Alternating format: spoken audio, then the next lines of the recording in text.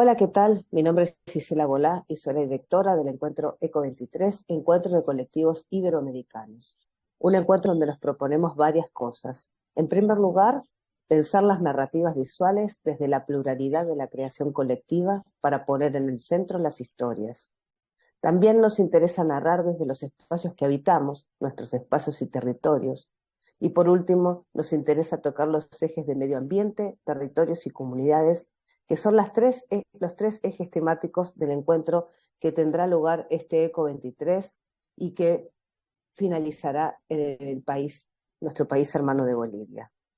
Hoy, por eso, hemos invitado a una propuesta que abarca todos estos puntos y además es un grupo conformado por tres profesionales de Bolivia que están orientados a las temáticas de ecologías y infancias.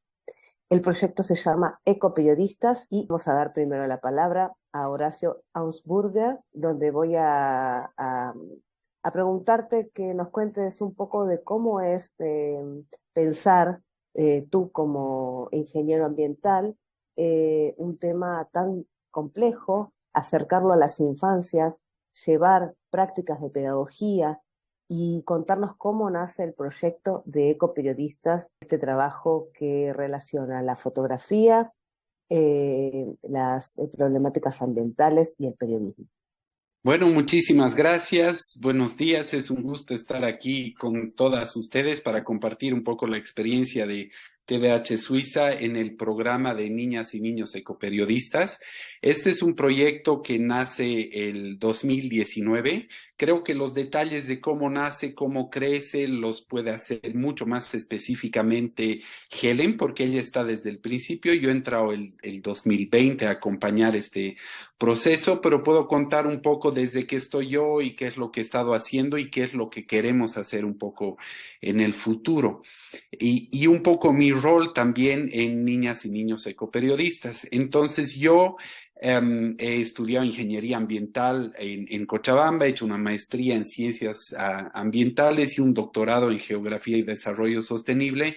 Entonces he estado empapado en temas ambientales, de respeto del planeta, de sostenibilidad, desde la ciencia, la educación y la práctica. Entonces he tenido estas tres visiones y sigo teniéndolas porque vivo en una granja orgánica, entonces en el día a día o sea, esto no es solo una profesión, sino es mi forma de vida, vivo en este contexto, trabajo en TDH Suiza, entonces con la educación con niñas y niños, intento siempre mantener un vínculo en la ciencia, la investigación, que creo que también niñas y niños ecoperiodistas tiene un matiz muy fuerte de investigación desde una perspectiva no así cuadrada de adultos de investigación revisada y el procedimiento que ahí se lleva, pero el término de investigación como curiosidad y difusión de conocimientos. Entonces,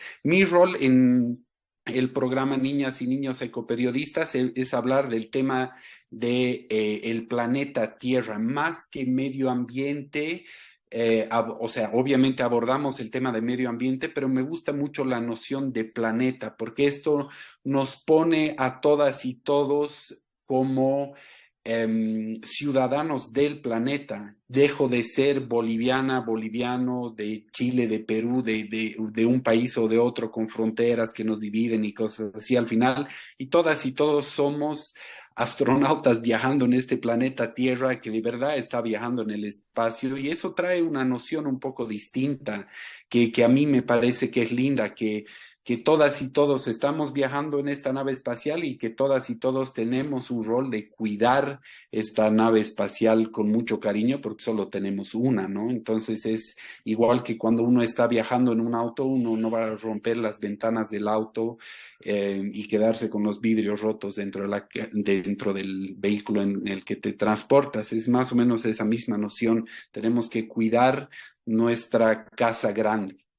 Entonces yo abordo temas de la Casa Grande, de los límites planetarios, que es hace el 2015 más o menos un grupo de investigadores en el Centro de Resiliencia en Suecia identificaron los límites del planeta Tierra, o sea, hasta dónde podemos empujar ciertas cosas del planeta Tierra antes de que colapse todo el sistema. No que colapse en una forma negativa, pero que haya un cambio sistémico, se dice, o sea, un efecto en cadena, ¿no? O sea, empujas algo hasta un cierto punto y se van derrumbando las cosas y hay un cambio de estado. Entonces, usamos mucho esa noción de límites planetarios, claro que traduciéndolo un poco a un lenguaje que sea más fácil de entender para todas y todos, porque no suena un poco abstracto, puede ser un poco difícil, pero las niñas y niños se apropian de una manera simpática, me parece, que se logra comprender lo que se está abordando. Y bueno, tocamos mucho eso de los límites planetarios, que son 9, entonces vamos abordando todo eso y sobre todo tocamos mucho el vínculo entre los límites planetarios y los derechos de niñas y niños. Entonces, si yo contamino tanto el aire que de repente el aire ya no va a poder purificarse, ¿cómo eso va a afectar a los derechos de niñas y niños alrededor del mundo? Porque, bueno, primero te afecta a ti, pero después si el aire está contaminado aquí, viene el viento y lo lleva un poco más allá y contamina a otra persona.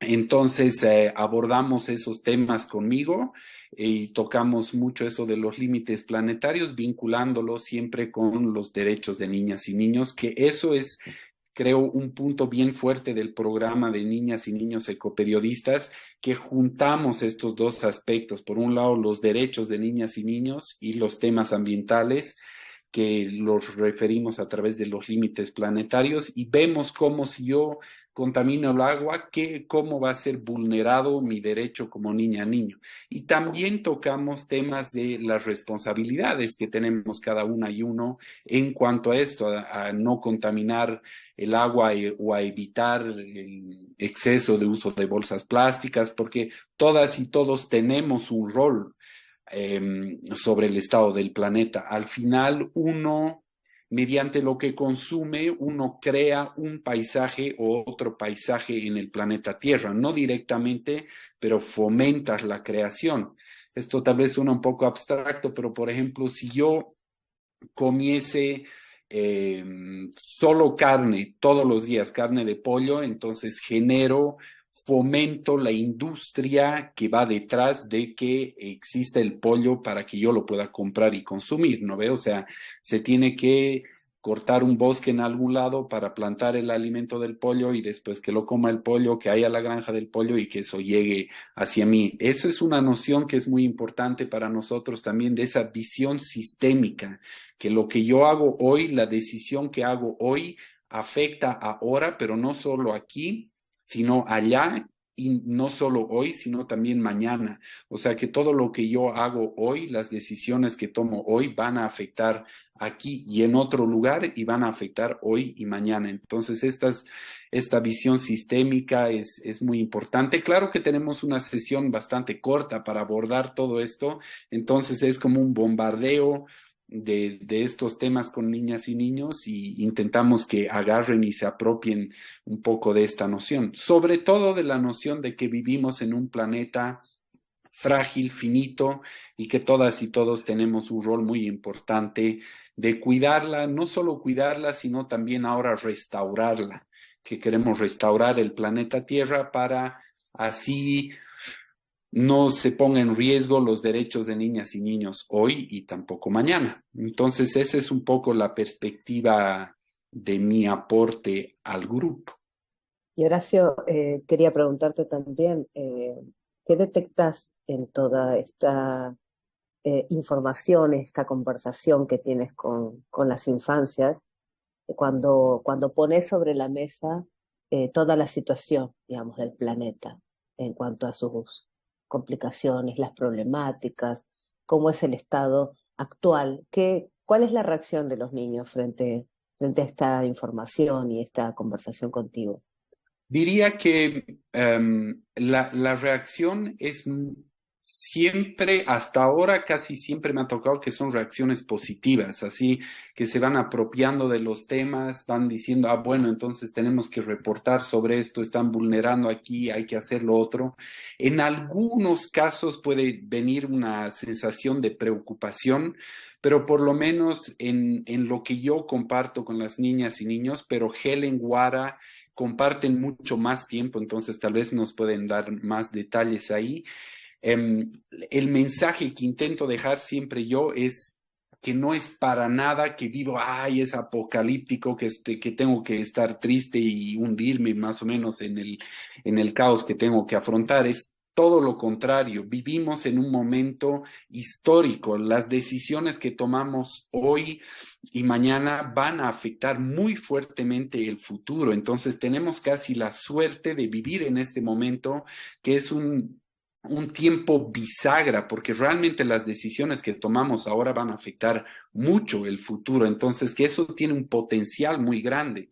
Y la idea es más bien de sembrar la idea y la noción de ganas de trabajar, de restaurar el planeta y que se puede hacer mucho. Hay mucho que cambiar, hay que transformar la forma en que pensamos, la sociedad, la forma en que actuamos. Y una cosa que a mí me gusta decir, pero no sé si siempre se va agarrando y apropiando de estos términos, que no es solo con ecogestos, como dicen, con cositas chiquititas que se va a restaurar el planeta. O sea, necesitamos ir empujando una transformación social profunda. O sea, es esta noción de, bueno, si yo voy y compro pan sin una bolsa de plástico y la compro en una bolsa de papel y ya he resuelto el problema, eso es falso, ¿no ve? O sea, eso contribuye a que haya menos plástico.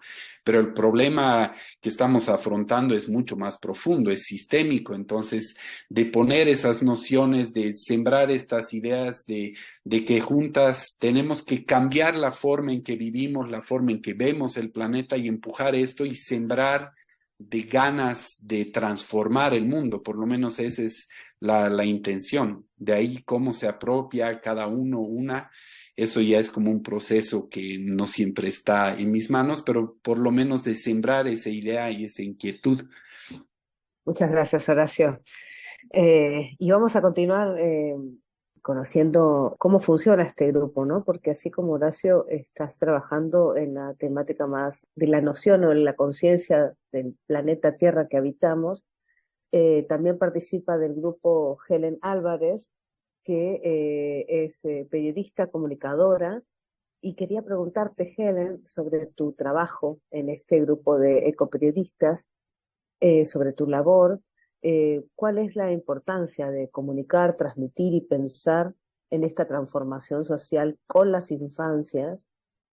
Y también me gustaría saber si los niños están interesados o de qué manera están interesados en la realidad social, cuál es su lectura y cuál es la realidad de los niños que llegan a participar de este grupo de coperiodistas. Muchas gracias por este espacio, por esta posibilidad de poder contar algo que para mí por lo menos es entrañable, ¿no? El proyecto de niñas y niños ecoperiodistas, como decía Horacio, yo he estado desde un principio y este proyecto ha surgido como una iniciativa para fomentar, impulsar, generar el espacio de protagonismo de las niñas y niños, ¿no? El 2019 se han cumplido 30 años de la Convención sobre los Derechos de la Niñez y claro, la convención siempre había sido evaluada a partir de la mirada adulta. Entonces, para que evalúen las niñas y niños tengan la posibilidad de evaluar el impacto de la convención en sus vidas concretas, salió esta iniciativa a partir de TDH Suiza, que es también donde trabajo, de hacerlo con herramientas periodísticas, ¿no? Y claro, hacer noticia sobre los derechos fue la forma en la que se ha podido identificar si realmente la convención se cumplía, si en el país, pese a que ya está ratificada, ha sido uno de los primeros países en ratificar la convención, si efectivamente se cumple. Entonces, varios aspectos, ¿no? Y luego nos hemos ido enfocando justamente a raíz de la pandemia que nos cayó el 2020 en el ecoperiodismo, ¿no? En ver esa relación también de la pandemia y en generar un espacio en un momento de cuarentena, de clausura del año escolar, un espacio en el que las niñas y niños puedan participar siendo protagonistas. Además, y seguimos ahí ya con ecoperiodismo digital y hasta ahora seguimos con ecoperiodismo. Sobre lo que me planteas de esto de la labor periodística, bueno, muchas veces nuestro adultocentrismo internalizado, ¿no? Nos hace pensar que somos siempre las personas adultas las que tenemos que hacerles pensar a las niñas y niños en determinados temas, ¿no? Como el medioambiental en este caso de niñas y niños ecoperiodistas para que luego actúen. Y ya desde la práctica periodística es pues una de las teorías, ¿no? Del periodismo convencional, la famosa agenda setting, que se maneja y que se la mantiene muy vigente, ¿no? Dar que pensar para que luego actúen y que los medios son los que proponen las agendas en los que debemos pensar las sociedades. Eso por un lado. Por el otro lado, muchas personas siguen pensando que tienen que hablar por las niñas y por los niños, ¿no? Y esto pues impide este ejercicio de dos derechos que justamente están en la convención y que son muy importantes para la niñez, que son la participación y el protagonismo, que son los derechos que menos claridad, digamos, que han tenido y menos aceptación, entre comillas, de cómo ponerlos en práctica, ¿no? ¿Qué es la participación y qué es el protagonismo de niñas y niños? Y a veces eso está muy sesgado, muy tergiversado a veces, ¿no?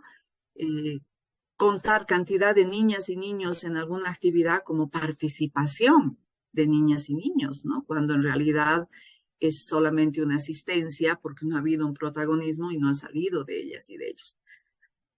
Pero cuando trabajamos desde el periodismo con la niñez, te das cuenta que las niñas y niños tienen mucha claridad respecto a muchos temas, porque ya los están pensando, ya los están viviendo y en muchos casos pues los están sufriendo, ¿no? A pesar de que mucha gente también sigue con esta falsa idea de que si no le dices a una niña o un niño algo que está ocurriendo, no hablas sobre el tema, no se van a enterar de lo que está pasando a su alrededor y esa es una falsa idea de protección, falsa idea de querer buscar lo mejor para las niñas y los niños, ¿no? Pero especialmente en estos tiempos, aunque esto ha ocurrido siempre con las características de los diferentes momentos históricos, en este momento, en general, las sociedades tenemos mucho acceso a mucha información, aunque la calidad de la información es otro tema que ya es un tema muy grande ya, pero en general hay mucha información, ¿no? Y las niñas y niños sobre todo, son consumidores pasivos de esa información. Y donde además en esa información no se ven reflejadas niñas y niños, ¿no? Pero no tomamos en cuenta muchas veces desde el periodismo profesional que las niñas y los niños tienen mucho que decir a partir de sus propias realidades, ¿no? Si vemos en los medios, las niñas y los niños aparecen por lo general victimizados, ¿no? Y la víctima siempre es un sujeto pasivo. Entonces, en sus realidades puede que sí las niñas estén sufriendo determinadas situaciones, pero eso no les convierte en sujetos pasivos necesariamente, ¿no? Entonces, lo que hacemos en niñas y niños ecoperiodistas es recurrir a las herramientas del periodismo para generar espacios y escenarios también donde las niñas y los niños puedan tomar la palabra en primera persona. Eso es fundamental para esta propuesta, ¿no? Porque las niñas y niños firman con nombre completo sus textos, sus fotografías, porque luego todo eso se publica. Porque además partimos de la idea de que no puede haber transformación social sin lucha propia y sin voz propia. Es así como que la esencia de la transformación social, la construcción de tu voz propia. y es a la niñez a la que le negamos la construcción de su voz propia, ¿no? Y cuando se pretende hacerlo, se lo hace siempre con una proyección al futuro, o sea, se está construyendo al adulto, a la adulta del futuro, cuando en realidad tenemos a la niña, al niño del presente que tiene su voz propia. Entonces, la toma de la palabra en primera persona es fundamental. Entonces, con esta actividad, con una sola actividad que es Niñas y Niños Ecoperiodistas, lo que intentamos hacer es motivar participación real y protagonismo real para que las niñas y niños dejen de ser consumidores pasivos de información, de noticias, y más bien que convirtiéndose en productores, en creadores, creadoras de información a partir de los diferentes géneros, se conviertan en actores, en actoras sociales con voz propia. Porque sin voz propia no hay actoría social, ¿no ve? Y también generamos los espacios para que sus voces, esa voz en primera persona, se amplifique y se multiplique, ¿no? Es a veces muy complicado en estos momentos, ¿no? De la crisis de la empresa mediática, el que se pueda acceder a los medios de comunicación que tienen una amplia llegada, pero a partir de la calidad del trabajo que producen las niñas y niños, lo hemos logrado que medios nacionales aquí en Bolivia evalúen el trabajo y lo publiquen a partir de su calidad periodística, porque otra cosa es agarrar y bueno, yo compro un espacio, pago y se publica. No es la idea, sino que el trabajo periodístico de las niñas y niños sea valorado, evaluado por profesionales del periodismo y que se difunda. Entonces, eso lo hemos logrado, ¿no? ¿Y en qué consiste niñas y niños ecoperiodistas, no? O sea, ¿cómo lo desarrollamos? Primero, lo que hacemos es transmitirles nuestra experiencia como periodistas, ¿no? Y digo transmitirles porque no es enseñarles, ¿no? Tratamos de generar este espacio de horizontalidad que parte inclusive por cómo nos nombramos, ¿no? Que no nos digan ni profe, que muchas veces intentan, o señorita, o señora, ¿no? O dicen, sino que nos llamen de nuestros nombres. El llamarnos de nuestros nombres ya es generar un espacio de horizontalidad, ¿no? Entonces, al transmitirles nuestra experiencia como periodistas, lo que estamos también tratando es de fomentar que las niñas y niños analicen las temáticas desde una integralidad, ¿no? Porque muchas veces la vivencia propia puede quedarse ahí. Entonces lo que queremos es lo que hacemos es abrir esa vivencia propia y que tenga una integralidad. Que las niñas y niños, más o menos como explicaba Horacio respecto a lo sistémico, que vean que lo que me está pasando a mí puede ser que le está pasando a otras niñas y niños, y puede haber niñas y niños con más obstáculos, con más dificultades y que le estén pasando peor, ¿no? Entonces, que puedan ver esa integralidad. Y esto nos exige a nosotras como las de mayor experiencia periodística, digamos, a motivarles a que las niñas y los niños, sobre todo, observen, ¿no? Que no es lo mismo que mirar, y que escuchen las otras voces, ¿no? Y esto es llevarles a que identifiquen fuentes, por ejemplo, ¿no? Y que vean que el mundo no se acaba en lo que les está pasando, sino que se abre. Y luego que apliquen la técnica, que recurrimos a las técnicas más sencillas del ejercicio periodístico, para investigar, también para informar, siempre haciendo un esfuerzo para que sean sus voces las que, y su mismo lenguaje, inclusive, ¿no? Que sea eso lo que se visibilice y su mirada en el caso de la fotografía. Yo abordo a lo más teórico, lo más pesado, ¿no? Que es esto de la definición de tema y de enfoque, que a veces cuesta un poco, ¿no? definir el tema y el enfoque, luego los géneros periodísticos, el lenguaje de los medios, la redacción periodística, pero yo lo hago desde un enfoque muy mío, desde donde he ejercido el periodismo desde hace muchísimos años también, ¿no? Un periodismo antipatriarcal. O sea que, por ejemplo, les decimos desde un principio que las mujeres tenemos que ser nombradas, ¿no? Porque las niñas y niños vienen con toda esa formación escolar donde les dicen que cuando se dice niños están incluidas también las niñas, ¿no? Entonces tenemos que deconstruir un poco eso, el uso del lenguaje inclusive, para que las mujeres seamos nombradas. Y eso es un poquito difícil, ¿no? Porque luego las niñas y niños entran en crisis porque luego van al colegio, dicen las niñas y los niños, y las profesoras, profesores les dicen, no, solo niños. Entonces se ponen en crisis también.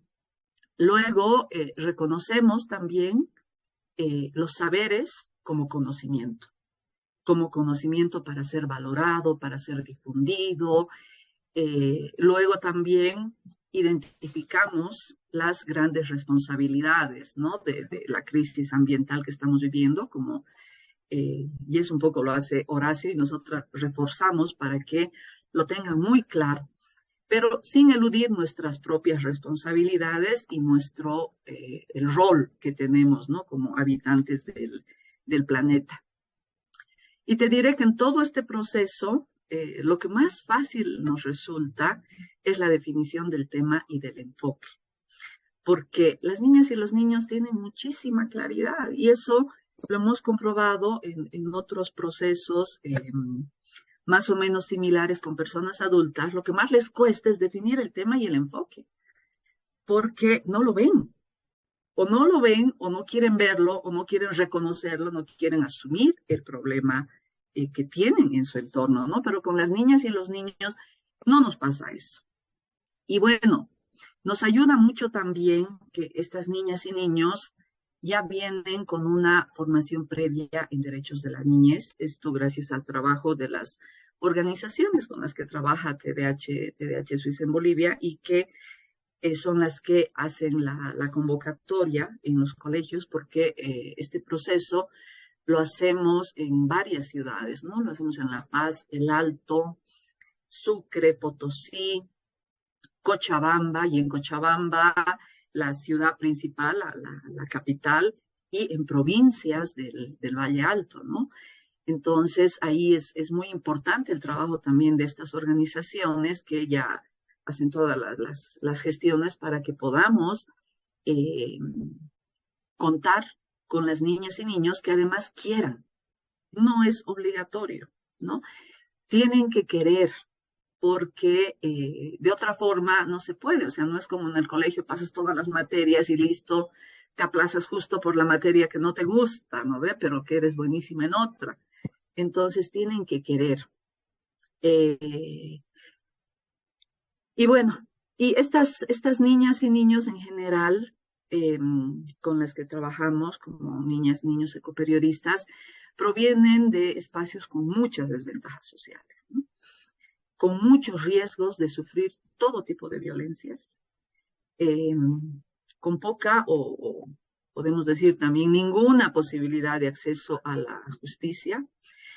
Y si se trata ya de derechos medioambientales, las condiciones también son muy precarias. Muchas de estas niñas y niños, por ejemplo, carecen de agua, ¿no? Carecen de agua y están expuestos a enfermedades gastrointestinales por el consumo de agua que no es apta, por ejemplo. Así que nosotras no tenemos que contarles nada. No tenemos que decirles así está la situación, porque son ellas y ellos las que nos van diciendo cómo está la situación en los lugares donde viven, y creo que aprendemos muchísimo de estas niñas y niños, porque siempre nos van mostrando estas realidades que muchas veces están pues bien distantes de nuestros espacios de privilegios, ¿no? Así, nuestros privilegios generacionales, nuestros privilegios de situación económica, de clase, de oportunidades que hemos tenido. Así que aprendemos muchísimo de ellas y ellos y sobre todo nos motiva el entusiasmo que le ponen, la alegría que le ponen. Aunque les decimos es difícil, al final del curso siempre les preguntamos, ¿y qué te ha parecido? ¿Qué cambiarías?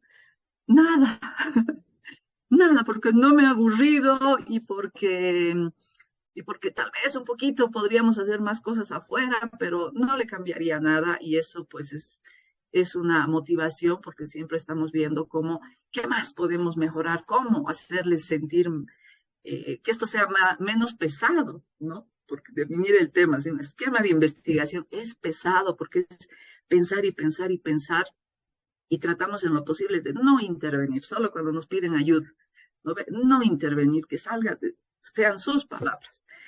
Y luego la intervención es más alguna orientación y eso pues nos motiva muchísimo a seguir y esperamos seguir haciéndolo mucho tiempo más. Qué inspirador todo lo que cuentas, Helen, porque de alguna manera pensaba cuando me hablabas de cómo responden las niñas y los niños ante las propuestas de pensar, de construir conocimiento, ¿no? Desde dónde a veces nos colocamos en lugares de la complejidad, del intelecto, ¿no? Donde todo se vuelve un entramado mental tan amplio para intentar buscar soluciones y ustedes están escuchando a las infancias que según lo que cuentan de este proyecto pareciera que hubiera aquí muchas, no muchas respuestas, pero sí muchas lecturas que este mundo también necesita en este presente tan complejo, ¿no? En relación a los vínculos, el medio ambiente, las realidades sociales. Y me parece que ustedes han encontrado una dinámica muy interesante que va en un paso a paso, en un encadenamiento, ¿no? Que comienza con el trabajo de Horacio, que luego interviene con tu parte periodística y de la comunicación para pensar en la mirada propia, para pensar en cuál es la opinión que cada quien va a tener sobre lo que se presenta a partir de Horacio, con la temática del habitantes del planeta. Y en esta cadena continúa la narrativa visual con Guara, y en este sentido me gustaría presentar a Guara, que es la última integrante de este proceso que plantean ustedes, donde comienza por la información, luego continúa con la comunicación y luego con las narrativas visuales, donde aquí ellos vuelcan, las niñas y los niños, sus pensamientos, sus experiencias, llevado a la imagen. Así que Guara, fotógrafa, también boliviana, bueno, reside en Bolivia, trabaja en toda la región, y me gustaría, Guara, que nos cuentes desde lo que son las narrativas visuales, específicamente en la fotografía. ¿Cuál es esta experiencia? ¿Cómo lo vives? ¿Cómo se construye la mirada y las historias a partir de la mirada de las infancias? ¿Y por qué son fundamentales los narradores visuales de ecología y medio ambiente en las niñeces? Bueno, primero muchas gracias, Guise, por el espacio. Y también gracias a Horacio y a Helen que me han incluido en este proyecto, porque después de tener una trayectoria tan larga de yo contar las historias, acercarme a los niños ha sido muy lindo porque creo que los niños tienen un gran potencial de esa mirada honesta, esa mirada sencilla, esa mirada que tal vez cuando uno va creciendo en el fotoperiodismo se va complejizando las estéticas y tanto trabajo de edición, ¿no? Para mí ha sido muy lindo acercarme a los niños, por eso, porque yo veo en ellos así como la verdad es que estoy aprendiendo mucho, es como volver a la primera mirada que uno tiene sobre tu entorno, ¿no? Lo que les enseño a ellos es el tema de planos. Primero empezamos a trabajar el tema de planos y después hacemos como ejercicios de narrativa y les enseño, ha sido lindo en esta parte porque les enseño mis propios proyectos y ellos hacen como una narrativa de las fotos y no saben la historia y la verdad Helen sabe porque es divertido, porque que cada vez que ellos hacen una edición de mis propias fotos, yo aprendo un montón, porque salen cosas que nunca había pensado y conexiones que nunca había pensado, y casi hemos como pasado 2 años llevando las mismas series de fotos, y lo que he notado es que ellos conectan mucho con sus propias vivencias a la historia que construyen, ¿no? Son fotos, claro, de otros espacios, pero conectan mucho con sus propias vivencias. Y no sé, creo que tú dices, ¿qué les puedo enseñar? ¿Cómo les enseño a los niños, no? Creo que los niños me han enseñado a mí, es la verdad. Creo que los niños me han enseñado mucho a mí en el tema de algunos enfoques, de algunas historias. Como decía Helen, hay historias a las que yo, como fotoperiodista, no me hubiera acercado, no hubiera conocido si no fueran ellos que están ahí contando lo que pasa en sus territorios. Y eso es muy lindo, ¿no? Mm, he traído unas fotos para que puedan ver y, no sé, ¿las muestro? Sí, por favor, Guara. Hablábamos un poco antes de la entrevista de la importancia de algo que remarcó Helen respecto a la mirada propia, ¿no? A esta intención de no solamente mostrar lo que ven, sino lo que ellos ven, ¿no? Y creo que esta participación tuya tiene que ver con esta también, con esta profundidad de la mirada propia, de su enfoque, como decía Helen, y me encantaría que puedas compartir algunos trabajos que han desarrollado los niños y las niñas y que nos cuentes cómo fue el desarrollo, cómo surgió la idea y cómo fue la experiencia. Bueno, esto es en Cochabamba. He seleccionado como dos facetas. Una, la del el tema de los ríos y de los rituales de Bolivia, que ha sido muy lindo encontrarnos con este proyecto, porque habla sobre el tema del lavado de la ropa y que es un tema que muy aquí de las tradiciones bolivianas. Ella es María y nos cuenta, claro, el río cada vez es menos o está contaminado, ¿no? Después del lavado de ropa, hacen estas casitas como a modo de dejar algunas, como cosas que les gustaba al difunto, ¿no? Hacemos un trabajo de edición con ellos y todos los niños participan a decir qué foto inicia, qué foto continúa. Y es lindo porque todos aprendemos a contar la historia, ¿no? ¿Ves? Por ejemplo, aquí han dejado un refresco, y esto hablando del río. Después otra de las niñas, Wilson, ha trabajado un tema también en el río, que es como un mote que se llama, Helen, ¿qué se llama este mote? Es el tarwi o chuchusmuti. Chuchusmuti. Este mote es muy tradicional en Bolivia y lo hacen, que yo también me enteré recién, que tienen que remojarlo en el río. Entonces, Wilse ha hecho un reportaje sobre esto, sobre esta tradición, ¿no? Y cómo las señoras todavía trabajan ahí y mantienen la tradición a poner el río cuando está bajando y todo eso, ¿no? Ese es el Chuchusmuti. Y también quise seleccionar esta parte del tema ya de las aguas servidas de Uyuni, donde se ve un poco la contaminación ya. Ese es el reportaje de Fernanda.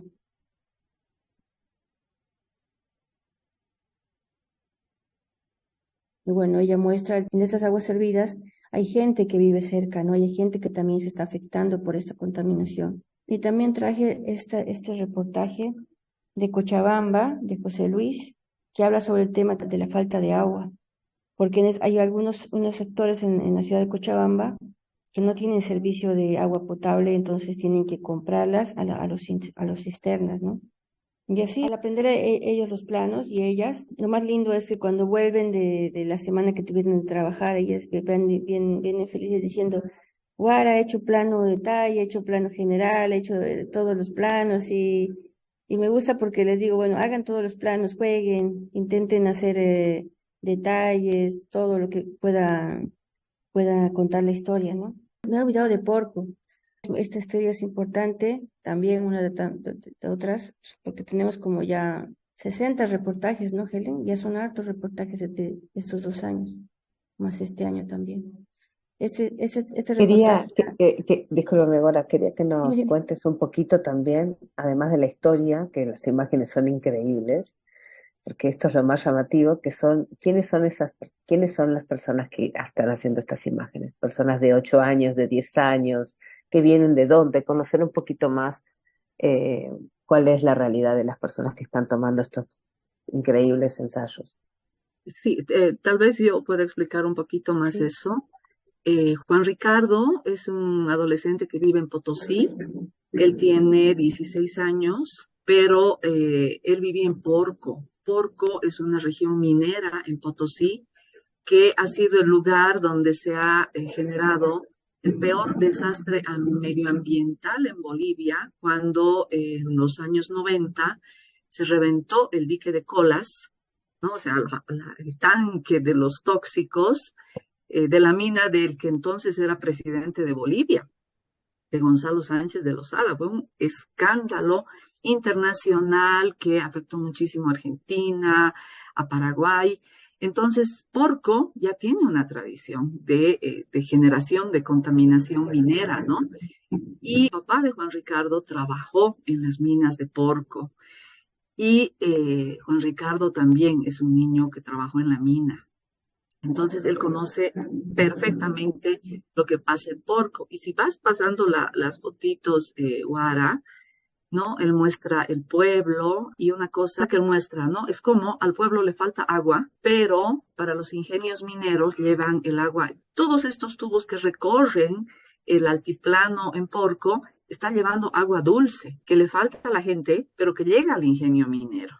Llega al ingenio minero, entra a este aparato y sale esta masa de mineral con agua, que luego se escurre y que luego llega, este es un tanque, no es una laguna, es un tanque de tóxicos.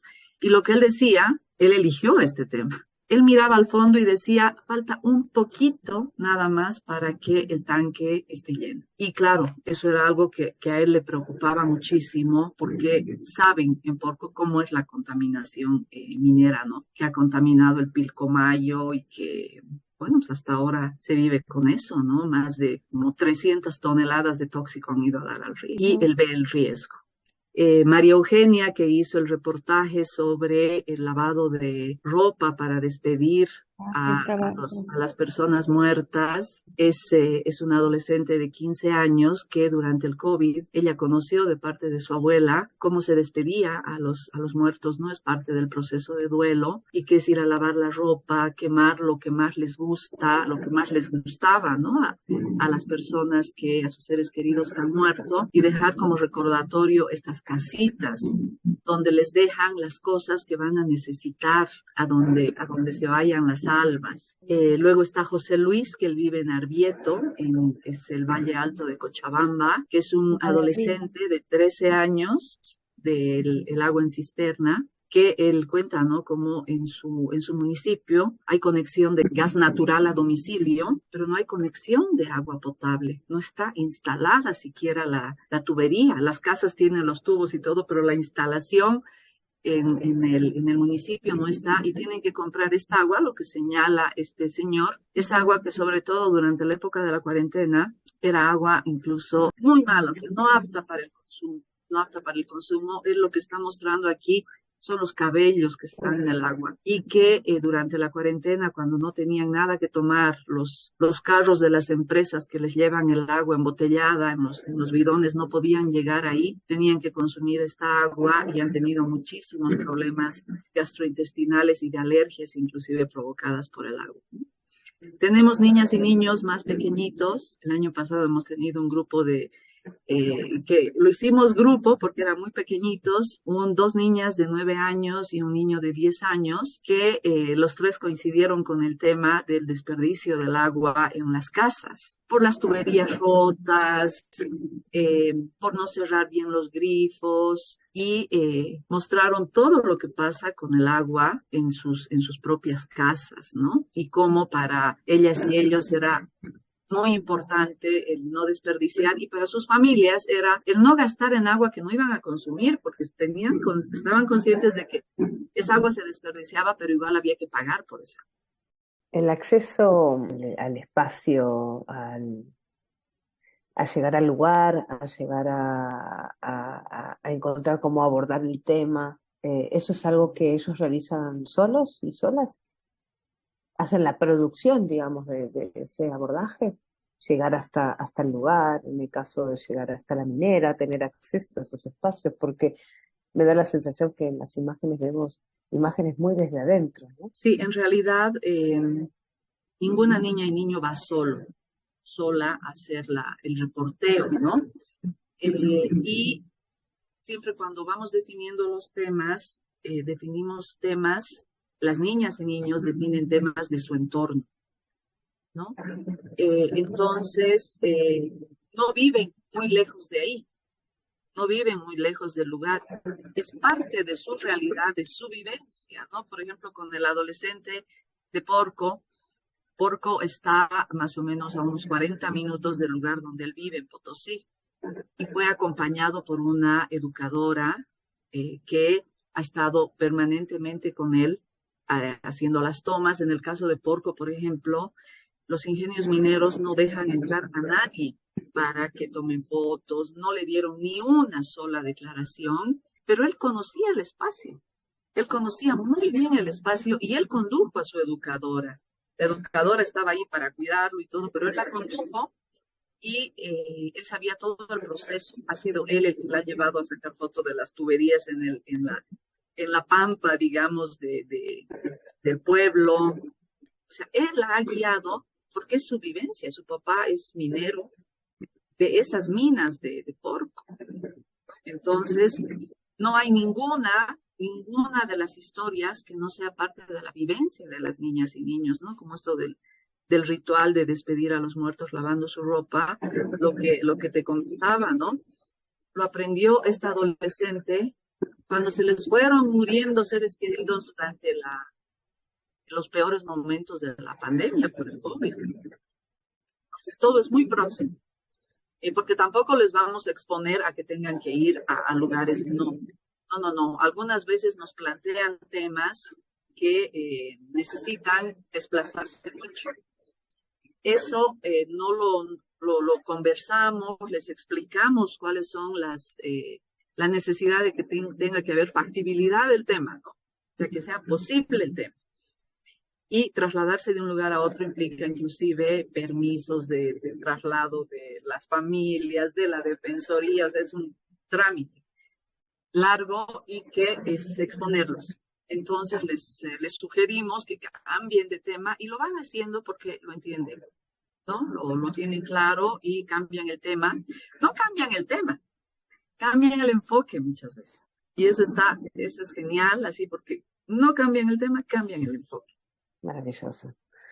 Buenísimo, y queda muy claro cómo es todo el proceso, ¿no?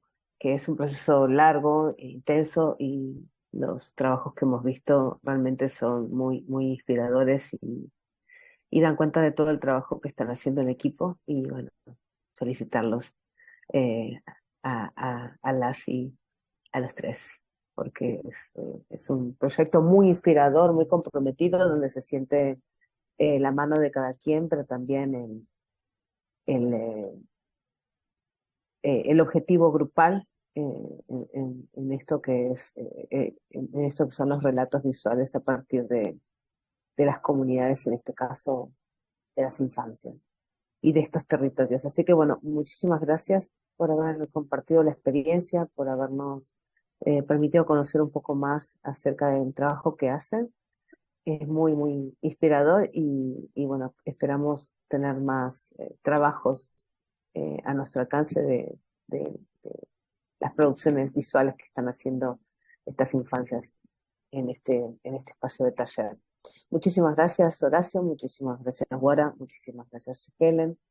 Eh, Queremos despedirnos. Esta ha sido la segunda charla del ciclo de charlas de ECO, Encuentros de Colectivos Iberoamericanos, en donde generamos entrevistas y debates con referentes de nuestros tiempos en base a las temáticas de ecología, comunidades y territorios.